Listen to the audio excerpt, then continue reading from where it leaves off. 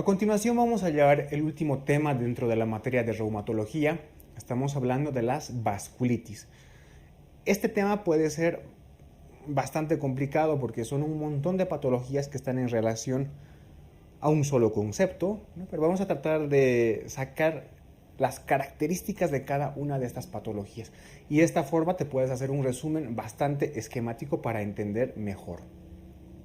Entonces comenzamos. Bien.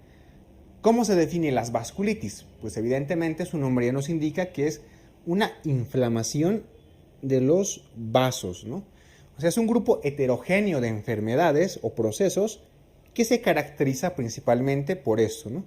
Por la inflamación de los vasos. Hay una inflamación, ¿no? Y en algunos casos se puede asociar a diferentes efectos, como por ejemplo una necrosis. ¿Cuál es la fisiopatología de las vasculitis? Pues bien, voy a hacerte un esquemita. Aquí tenemos una arteriola. Tenemos una arteriola con su capa íntima, con su capa endotelial íntima. Sus núcleos, etc. Esta es una arteriola, una pequeña arteriola. ¿Qué es lo que pasa? En primer lugar, hay una formación de depósito de complejos inmunitarios en esta pared. O sea, va a haber unos complejos que se van a adherir aquí, a la pared vascular de los vasos. ¿Sí? ¿Qué es lo que va a pasar? Estos complejos inmunitarios van a producir una reacción y van a formar anticuerpos, ¿no? Vamos a dibujarlo de un color azul, los anticuerpos.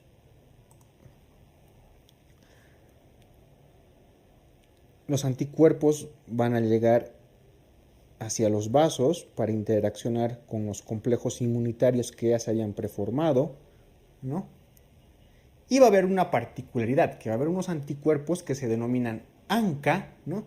Y que van a ir contra un citoplasma de neutrófilo, eso lo vamos a ver más adelante, ¿no? Esta formación de complejo inmunitario y su anticuerpo va a estimular una respuesta celular y molecular. Es decir, aquí van a llegar una serie de células para interaccionar con el anticuerpo. Y se va a generar inflamación, ¿no?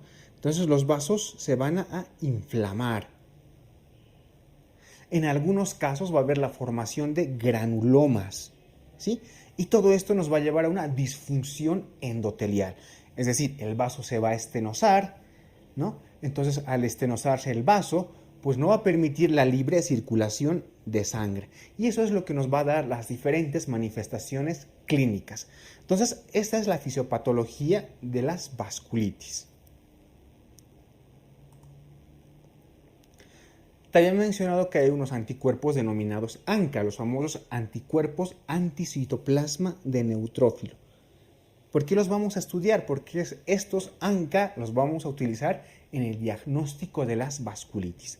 Entonces, ¿qué son los ANCA? Son anticuerpos dirigidos contra ciertas proteínas de los gránulos citoplasmáticos de los neutrófilos o de los monocitos.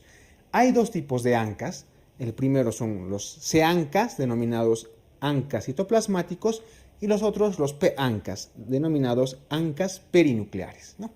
Dentro de los C-ANCAs, el principal es la proteinasa C3, y dentro de los P-ANCA, el principal es la mieloperoxidasa. ¿Qué quiere decir esto? Aquí tengo un neutrófilo, si tú ves en la imagen, y dentro pequeños gránulos, ¿no? Entonces se van a formar determinados anticuerpos contra esos gránulos. Y esos anticuerpos los vamos a denominar ANCAs. Anticuerpos dirigidos contra el citoplasma del neutrófilo, ¿sí? Son anticuerpos que se producen contra ciertos gránulos citoplasmáticos de los neutrófilos. Recuerda, hay dos tipos, los C-ANCA, ANCAs citoplasmáticos, y los P-ANCA, ANCAs perinucleares. Bien, la clasificación de la vasculitis. Bueno, las vasculitis, aquí tienes un gráfico muy bien esquemático, un vaso grande, un vaso mediano y vasos más pequeños, ¿no? Entonces,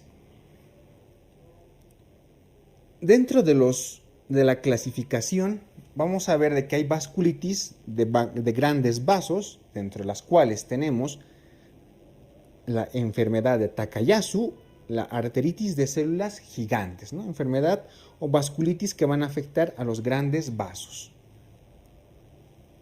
Luego tenemos vasculitis de mediano vaso, como ves en la imagen.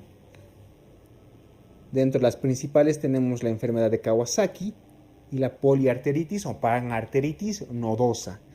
Y por último, las vasculitis de pequeño vaso. Estas vasculitis de pequeño vaso que pueden ser ANCA positivo, es decir, que presentan esos anticuerpos anticitoplasma de neutrófilo, los que ya te había mencionado, o ANCA negativo, es decir, vasculitis que no van a presentar estos anticuerpos.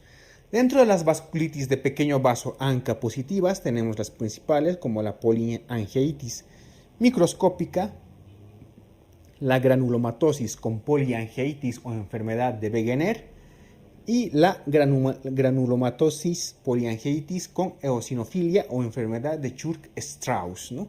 Y dentro de las vasculitis de pequeño vaso ANCA negativo tenemos a las vasculitis leucocitoclásticas, las vasculitis mediadas por inmunoglobulina por inmunoglobulina A, denominada también púrpura o enfermedad de Schölling-Henoch, la crioglobulinemia y la enfermedad de Gut-Pasteur, ¿no? Entonces, esa es la clasificación de las vasculitis. Como te darás cuenta, son pues un montón, pero lo único que tienes que hacer es clasificar de acuerdo a la característica del vaso.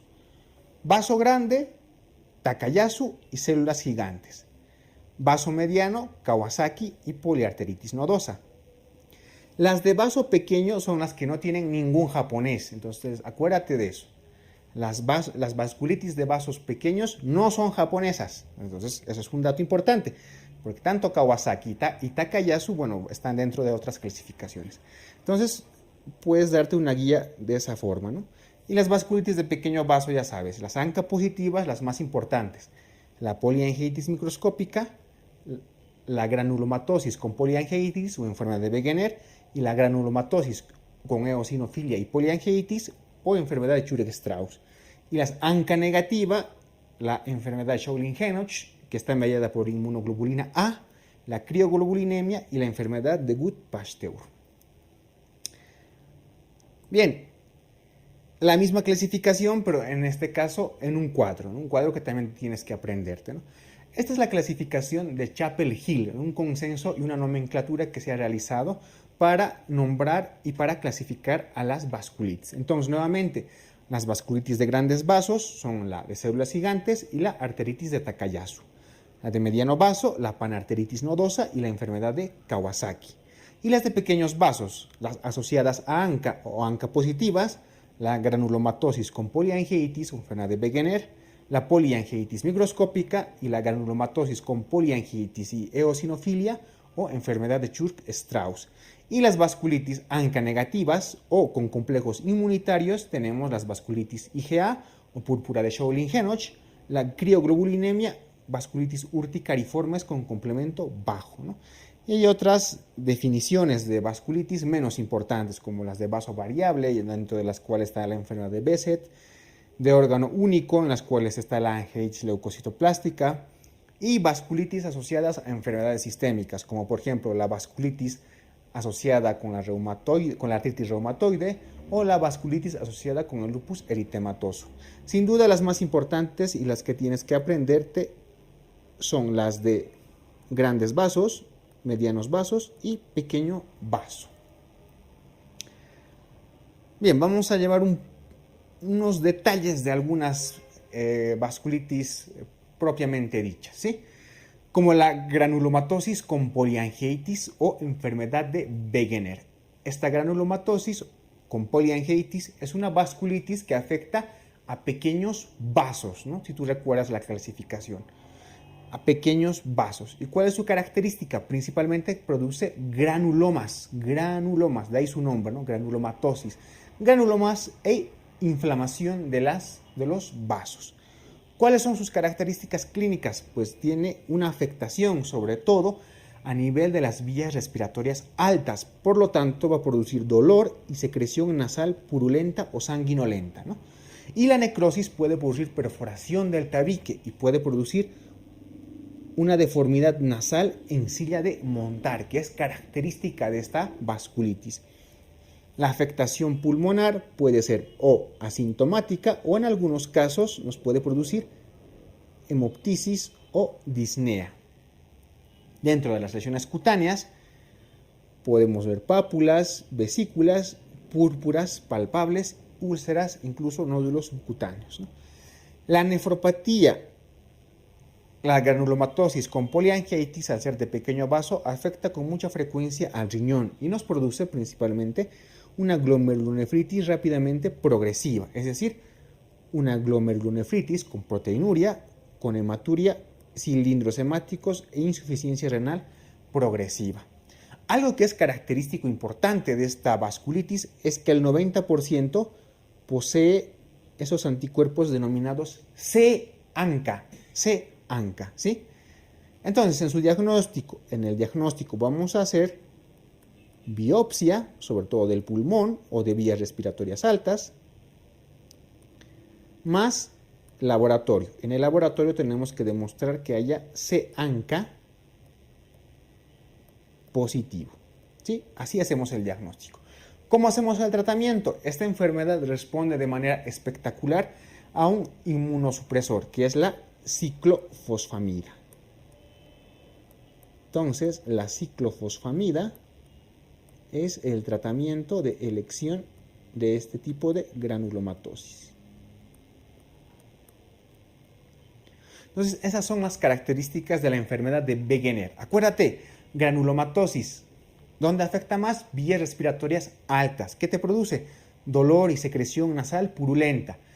Si afecta el cartílago, deforma el cartílago, cuya característica principal es deformidad nasal en silla de montar, ¿no? La afectación pulmonar puede producir hemoptisis y disnea. Las lesiones cutáneas, púrpura palpable. A nivel renal, glomerulonefritis rápidamente progresiva, es decir, proteinuria, hematuria e insuficiencia renal, ¿no? Al laboratorio, lo más importante, la granulomatosis con poliangiitis o enfermedad de Wegener, es C-ANCA positivo. Y para su diagnóstico, biopsia más C-ANCA. Tratamiento con ciclofosfamida.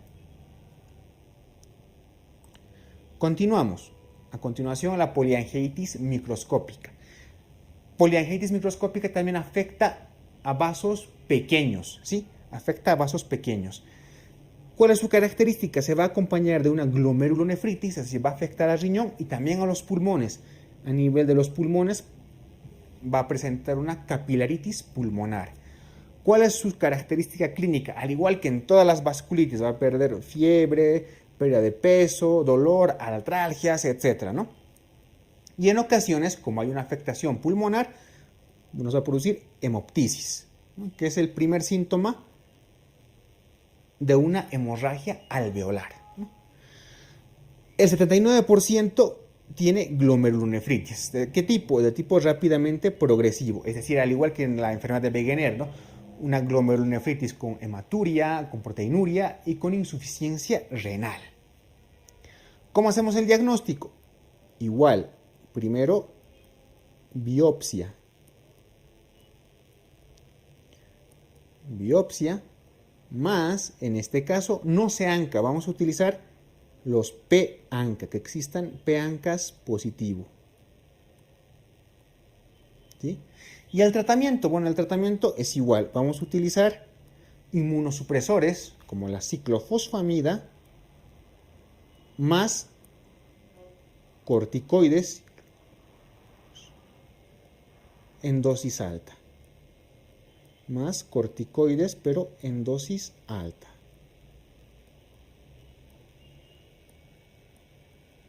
Esas son las características de la poliangiitis microscópica. Y una característica importante es que afecta a personas mayores. ¿sí? Ancianos, casi ancianos, adultos mayores. Bien, seguimos avanzando con las vasculitis.